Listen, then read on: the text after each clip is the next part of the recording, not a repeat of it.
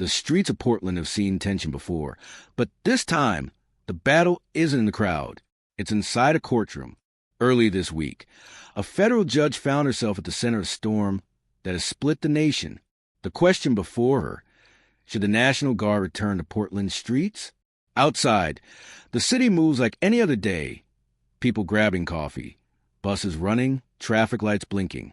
But behind closed doors, lawyers trade words that could reshape the boundary between power and freedom. The federal government argues that it's a matter of safety. They say unrest could flare again, and the Guard's presence might prevent another wave of chaos. But local leaders see it differently. To them, sending troops is not protection, it's provocation.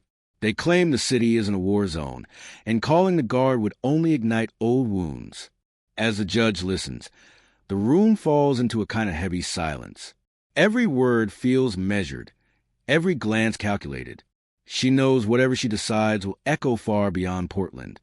It could determine how much control the federal government has over state forces, and how far that power can go. By evening, whispers spread to the courthouse. Reporters refresh their screens. People outside hold signs, waiting for a decision that could come at any moment. Then, just before nightfall, the ruling arrives. The judge blocks the deployment. Again, in her words, the evidence didn't match the claim. Portland wasn't collapsing. There was no rebellion, no armed threat that justified the use of troops.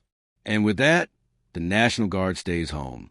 For now, the city exhales, a fragile calm settling over its streets. But the ruling has done more than stop a deployment. It's drawn a line between authority and overreach, between order and control. And somewhere in the background, as the news spreads, you can almost hear it. The quiet sound of the city still holding its breath, waiting to see what happens next.